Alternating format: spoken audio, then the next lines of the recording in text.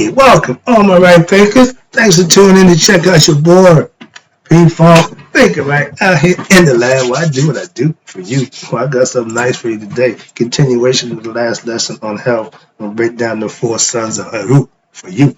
Let's go. Rightism, 25 rules to live by. Storytelling, story with a message. There's a message in the story for life. I give life lessons. You tune in and receive them. We got a good thing going. Let's rock.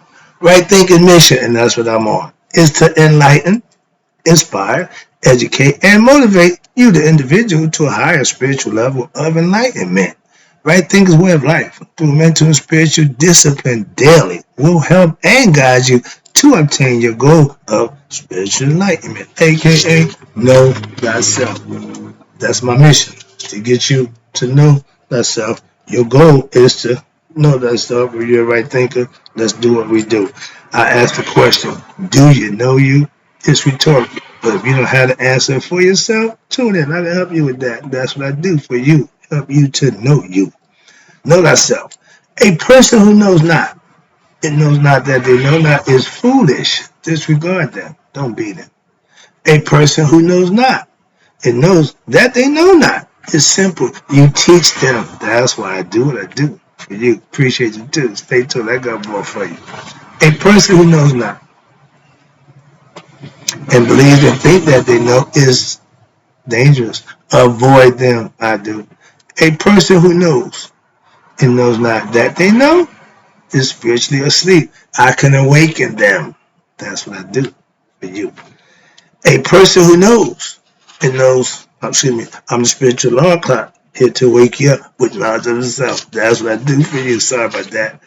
A person who knows and knows that they know is wise. Follow them. All these persons reside in you. Right thinker, know thyself. And to Maya, be true. This is titled 4 Sons of Haru. See them guys right there? Those are the 4 sons. And when the body gets embalmed, they call them connected jars. They take out the liver, the stomach, the lungs, and the small intestines. And each one of his sons had a jar labeled with that. The first one was liver, that's the head of man you saw. The second one is the lungs, that's happy, that's the baboon.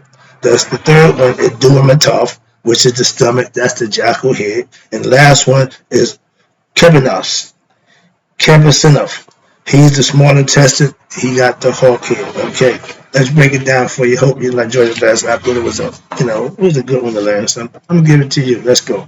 Now the aim of all teachings is to what? Effect the weaving of Haru inside of you. That is to say, to transform ourselves into who? Haru, our higher self, our better self, and to achieve Haruhood, aka Christhood. The original is Haruhood. So understand it. I did the lesson for you. Haruhood is, or Christhood is Haruhood. Moving on. But watch this. Haru is sustained by his 4 sons, who were represented by the 4 viscera. 4 viscera. And viscera means intestines, innards, your guts, insides, which were what? Removed from the body of the deceased when at the time of embalming. Okay? In order to achieve Haruhood, what happened? These organs must be maintained in good health. The chakra system helps the organs. Watch this. Oh, quick tidbit. You know how many organs we have in the body? Ding, dong, dong. I ain't got that much time. Okay. If you don't know, 78. Now you know.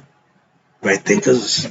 Modern neuroscience has discovered that all cells, watch this, in our body, okay, outside of the brain is what? Outside the brain, and central nervous system are capable of what? Responding to thought. Did you know that? By producing similar chemicals as are produced in the brain. They said the time of death is a chemical called DMT. We discrete that at the time of death. They said when fear strikes, your whole chemical change, it discretes this hallucinated gem concept of DMT. Okay? And that's why they say at death, everybody hallucinates. Why? They say my life flashed before my face. That's the DMT. That's hallucinating fact that everything seems to just roam. Okay, it's conceptually understandable. That's where it comes from. But you produce that in the brain. Okay? So, thus, they can be called thinking cells. Therefore, the body organs, watch this, and the limbs are what? An extension of the central nervous system. I just gave the lesson nervous system. Okay. Now, in this context, the human consciousness may be taken to any part of the body by what? Simply concentrating on that part to direct the healing forces there. Those who do that understand that. Watch this. Why? To ensure proper mental energy distribution on a daily basis, or to what? Gain assistance with what? The thought processes through what? Using every available part of one's body. Thus, the proper diet, daily meditation on each organ, the life force energy will be what? Will be sent throughout one's body. Thus, then the power of what? Consciousness will, aka meditation, and ensure the proper distribution of your creative energies in them. The sons of Haru are, that's this. First one, Imset. That's the man-headed God. Now, you see, everybody had a headdress that signifies who they was. These are the four brothers. The first one got the man head. That represents what? Intellect. When the Sphinx was built, the first monument is built in beast form as the body, and the man head, meaning intellect. Man has consciousness. No other animal has that. So we can know ourselves. That's the goal of being human. Moving on. Watch this. But Imset represents intellect. And he's the one who what? Who leads his brother. Wouldn't that be appropriate? The one with the most intellect should be the one leading. But you got Happy, which is the baboon, that represents the lungs. Then you got Dematef, who represents the jackal head. That's the stomach. And then you got Kebisinoff. He represents the animal force, and that's the hawk. Okay? Yeah. Okay. The liver, watch this. Every part of your body has a function that it has to perform. The ancients knew all of that. They had this thing down to a science. Watch this. Now they're going to show you. Watch this. Oh, yeah. The liver has an important role in cleansing the body, the blood, and it's directly connected to what? The ego personality, aka the brain stem. Okay, it's connected to the brain. One glass of water with fresh squeezed lime juice first thing in the morning is an excellent liver cleanser. Everything goes to the liver.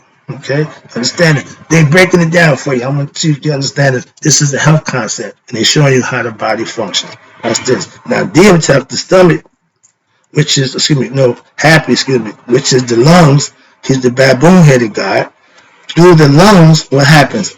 Life force is introduced to the body along with what? The air that we breathe. This air and life force then enters into the heart, lung, circuit, wherein it is exchanged with the what? Impurities within. Breath of life. That's God-given. Diamoth. He's the stomach, jackal-headed one. Now watch this. Decomposition, meaning when something has died, right? And digestion transforms what? Organic matter to give it life. Thus, the vulture will eat dead meat and bring it back to life to make it usable for her young. That's what this. Life comes from what? Death. Again, this is the seat of the sun, Ra, and it's located where? At the solar plexus. Okay? Now you got the third one, the fourth sun. All right. Capsinoff. Small intestines. He got the hawk-headed. He's the hawk-headed guy. He's the last one. Capsinoff means what? He refreshes his brothers. The intestines, the small intestines, what? Provides refreshment by modifying food material in order that it may be assimilated. See?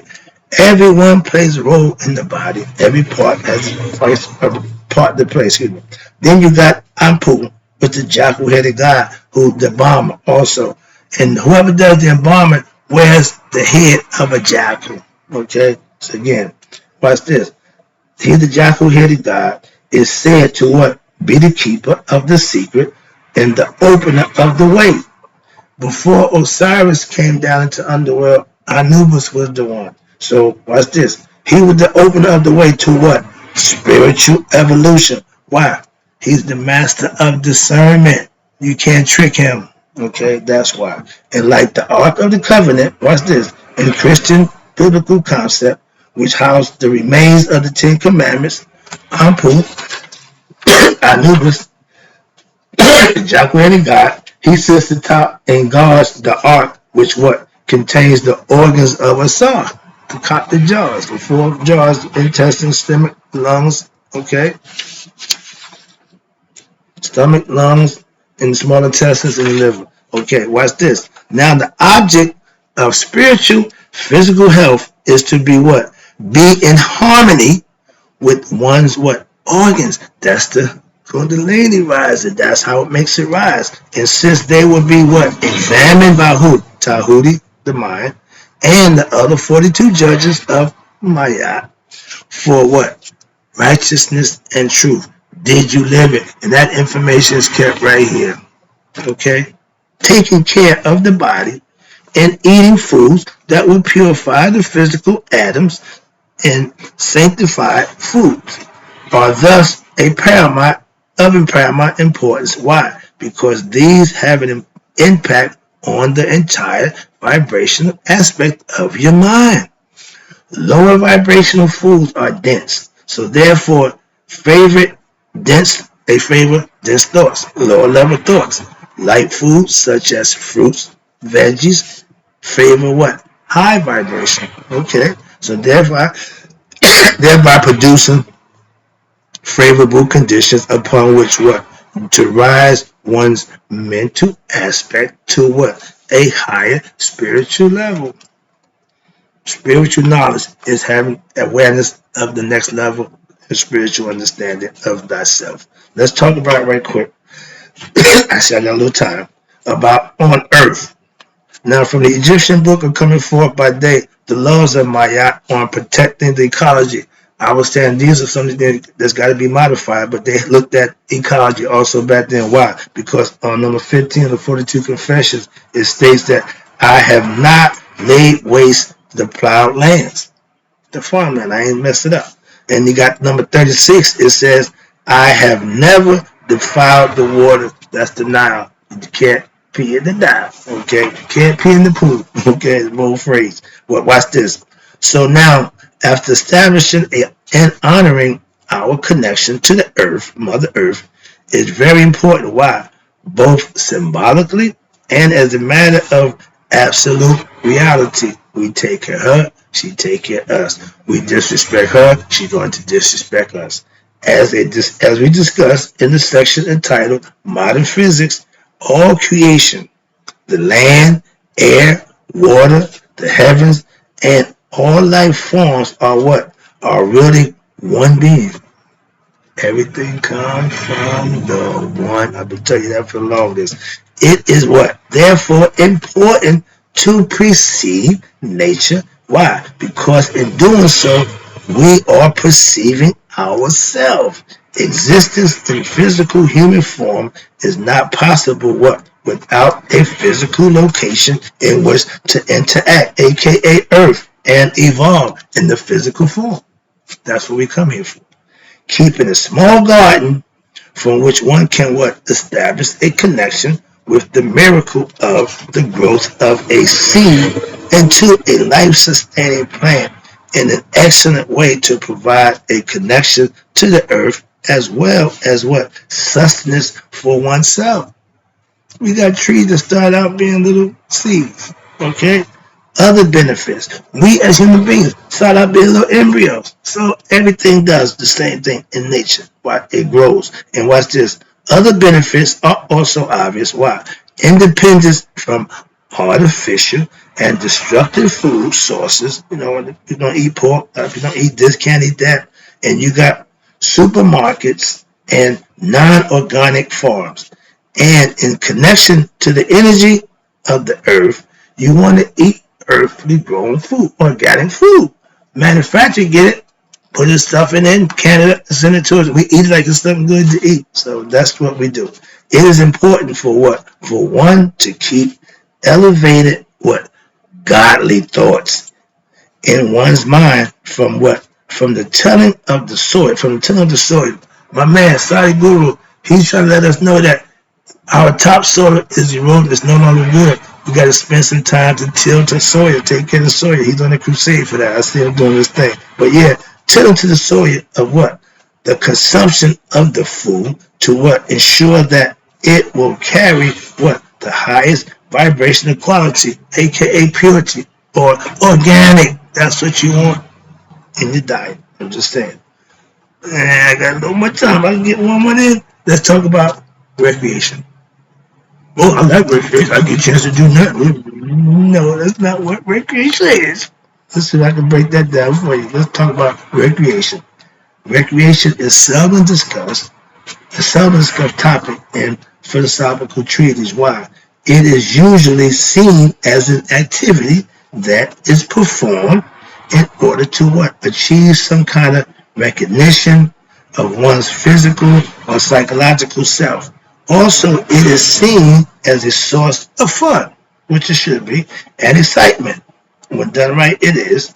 But from a deeper investigation, the understanding of commonly accepted forms of recreation becomes inadequate. Why? Because activity-based recreational activities have built into them what? The elements, you ready? Of disappointment. Why? When you're in competition, somebody's going to win, somebody's going to lose. Nobody likes losing.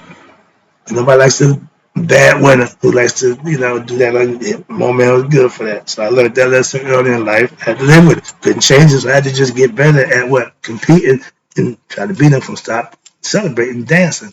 You don't get mad at somebody for doing something. You stop them from doing it. Okay? That's the concept. Now, usually they are based on what? Competition. Life is based on that, which pits what? Right there. Individuals or teams against each other since the gladiator days. To the death. Kill them. That concept. But we find joy. We get excitement. Entertainment. That's what it was. Moving on. We still got entertainment all kinds of ways. But watch this. Now, other in a format that is designed to do what? Produce and promote conflict. This is my team. That's your team. We're going to be conflict. Okay, moving on. Get the lesson out the way. Now, upon close investigation, watch this, and understanding, you'll find out it becomes clear that the mind seeks what? To place itself in the most pleasurable environment or situations possible. If you're competing, you want to win. Simple. However, there's always a however, the search leads it to what? Believe, again, that these situations will be what? Found in activities. So therefore, whenever it experiences something pleasurable, what happens? It seeks to what? Repeat the activity. Oh, y'all want more of that. Okay. Be it good or bad, equanimity is always the good way to go. Not too much of this, not too much of that. Now, if the activity, watch this, involves winning a game, what happens? It is bound for what? Disappointment. Why? Because the two people competing, and one team win, that means the other team lost. So watch this. And since that cannot occur each time, ain't no guarantee you're going to win every time out. Okay? But the activity is undertaken anyway. Super Bowl every year. 37 teams can fight for just to be the last two standing and then to get the one. So competition again. And for all those who got knocked off, they unhappy. The ones who's still in the race, they're happy. There you go. Disappointment. Watch this. And guess what? If the times of disappointment are used for what? Introspection. If you didn't perform up to your best ability because something you didn't do, that's what you introspect about. Maybe I could have done that better if I'd have done this. Yeah, that's all what Monday morning quarterbacking, preparation. Okay, luck and success is in preparation. Watch this. But it will become obvious that there is more to life on this earth besides that which can be seen. Okay, the unseen God is unseen. We know him, but we don't see him. Okay, felt, touched, heard, or smelled. What that sound like? The five senses of human physical body. There's more to life than that. That's what you need to understand, right, thinkers? And you got a whole new world that opens up for what? Exploration spiritually. And true recreation can take place. Why? True recreation is fully conscious and detached and peaceful. Why? Only then it is possible to feel and appreciate the nature of one's being, of creation itself. Knowing thyself, you're happy, you're content, you're in a blissful state, you're content with who you are. Of course, what? You know who you are, and this is the highest degree of recreation, and therefore, what? Experience. God have to be experienced, hence the mystical experience. Okay? At what? At the point of enlightenment. That's when it happens. You meet God when you become enlightened. That's what it means. And watch this. What? When Haru is realized. For Christians, Christ realized. Same thing. So here, every activity in life becomes what? Play. Life itself becomes a divine sport. In Indian Vedanta philosophy, this concept is called Leela. There develops what? A continuous blissful feeling. That's us walking around, all blissed out. You can't do that. Why? People think you're crazy. But what's this? It's a continuous feeling which what? Does not pass from moment to moment, as with those who move from activity to activity, searching for a thrill to make them feel good, or self-medication to make them feel alive. If you need extra outside stimulus to make you feel alive, that's a you problem. But watch this. But just self-existence becomes eternity, right in what? The very present moment when you become enlightened. As what? As modern physics show, watch this. Time is only a mental concept that people put on intervals of eternity. Watch this. The only reason why we believe time actually passes is why? Because our minds are always concerned with what? The past or the future events, and rarely what? With the present moment right now. Raising one's spiritual awareness means what? Means becoming alive when? In the moment, right now. You ain't gonna be no more alive just tomorrow or you was last week than right now. Understand that. Live in the moment and the present. Wow. There, the here and now, watch this. Recreation becomes what? Excuse me. I missed the phrase. The here and now, it says see simple meditation.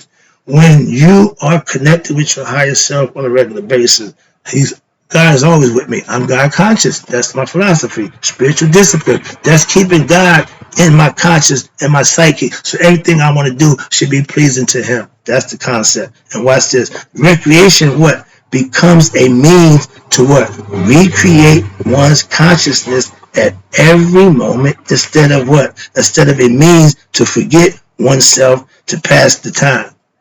Well, I got free time. I'm just going to do nothing. My free time, I get a book. I do something constructive. Use that time wisely. Okay? Last moment paragraph. And watch this. If you do that, life problems and situation becomes what? Easier to deal with. Well. Watch this. With regardless of what happens. Why? Because you now understand your existence. So you know thyself. And that does not depend on what them. In fact, they depend on you. You being your best self, your characters and everything else got to come through you.